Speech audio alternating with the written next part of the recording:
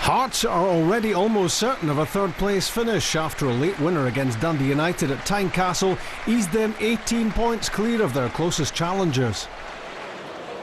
Barry Douglas with the corner. In goes David Goodwillie. It's in the net, but it's not going to count.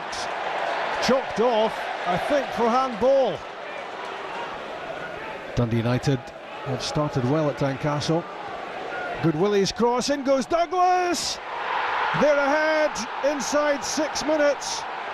This may have taken its final touch off Egert Jonsson, but no doubt Dundee United in front. And from Douglas, clean catch, unchallenged by Marian Kello. And now looking to start something for the home team. Good one from Suso.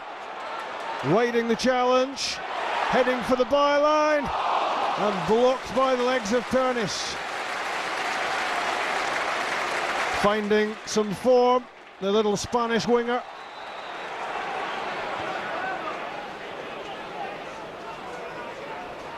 Up goes Suso with Dixon, won by Black.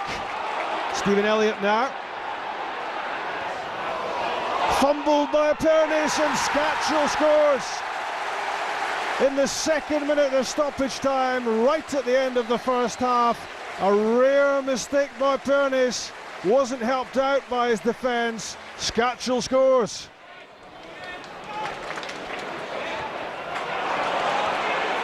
Russell for Prince Brabant. This is a chance, and it's into the side net. What a disappointment for Dundee United on the counter-attack here. They had Hearts stretched. He really should have been picking someone out with a pass. Craig Thompson's corner. In goes Zaliukas in the 88th minute. Hearts 2-1 ahead.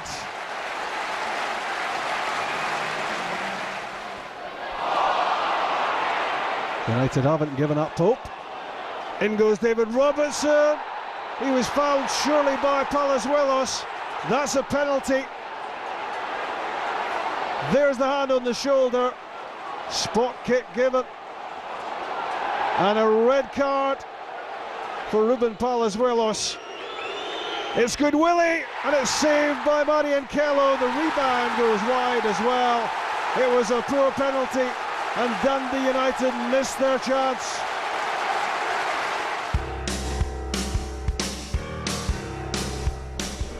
"5-0 at Pittodrie was Aberdeen's biggest SPL win of the season and Kilmarnock's heaviest defeat. Craig Brown's team may yet finish in the top half of the table. The form of Aberdeen keeper Jamie Langfield probably mirrors his team's revival. An early save to deny Alexei Yeremenko.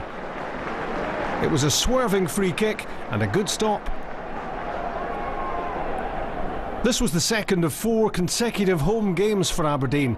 They lost the first to Motherwell, but took charge of this one early on and went ahead inside 14 minutes. Nothing pretty about the opening goal, but it was important. Scott Vernon hooking a shot past Cammy Bell for his 15th goal of the season. The Killie keeper got hands to Vernon's shot, but couldn't keep it out. Soon after, Chris Maguire should have made it 2-0 as Aberdeen looked to push home their superiority. Shawnee Aluko the supplier, but Maguire tagged his shot well wide. Maybe he'd too much time to think about it because he got this all wrong. The home team didn't have to wait too much longer though for a second goal. Yeremenko, so often the star for Kilmarnock, was guilty of giving the ball away here, and Aberdeen made him pay. Aluko drilled a shot past Bell. Poor play from Miksu Patalainen's team, but a good finish from Aluko. 2-0 with 25 minutes gone. Into the second half, and Kilmarnock found themselves 3 goals down inside an hour.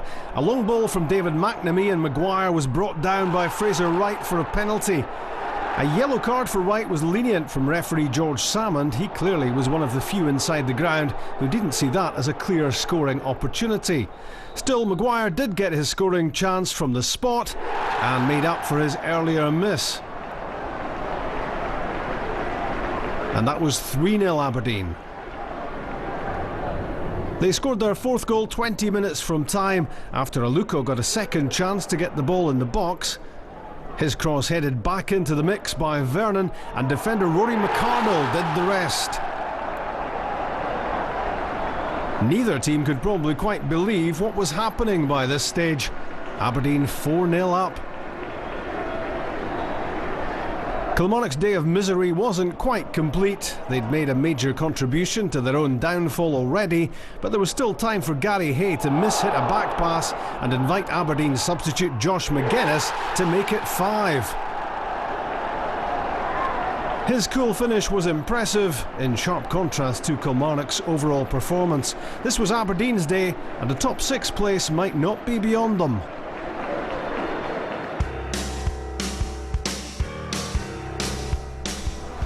Motherwell are back in the race for a European place after beating Lanarkshire rivals Hamilton. 2 starts and 2 wins for new signing Franny Jeffers. 20-year-old Irish left-back Gavin Gunning on loan from Blackburn looks like a decent acquisition as well. He very nearly set up John Sutton here for the opening goal at Fir Park. Hamilton defender Mark McLaughlin did well to make sure Sutton didn't have this all his own way. Jeffers gave Aki's keeper Thomas Cherney his first serious test after losing his marker David Ellibert from Ross Forbes' free kick. Good movement from the much-travelled striker and an awkward header well kept out. 36 minutes gone when Stuart McCall's team scored the only goal of the game. Keith Lasley targeted Sutton with his cross, and as he turned away from Martin Canning, the Hamilton centre-back laid a hand on his shoulder. Down went Sutton, and referee Crawford Allen pointed to the spot. A booking for Canning, who, like his manager Billy Reid later on, reckoned the ref had been conned.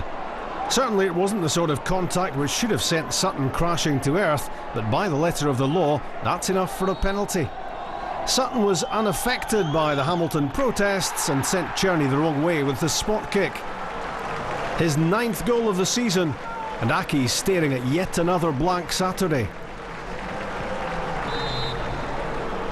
Motherwell, on the back of their midweek win in Aberdeen, had a chance or two to add to their advantage, but Forbes' free kick wasn't angled far enough away from Cherney to be a great problem. Struggling Hamilton, 14 league games without a win, had few opportunities to get anything from this one. When a chance did come along, it really should have been taken by Jim McAllister. John Routledge with the cross, and McAllister got his jump all wrong to balloon the header over the top. Aki's heading for Derby defeat. The home team were looking for another goal to remove any remote chance of a comeback and to make sure of 6 SPL points in the space of 5 days. Chris Humphrey's cross found unmarked Jamie Murphy, and he missed the target from 12 yards. A great chance for Murphy to get his season's goals tally into double figures and to seal the result. No doubt about the better team on Derby Day. Hamilton haven't won in the SPL since their last trip to Fir Park, and that was at the end of October, and they didn't look likely to win this one. Motherwell ended the match on the attack, with Sutton shooting over. 1 goal from him was enough to lift the home team's European hopes and consign Hamilton to another damaging defeat.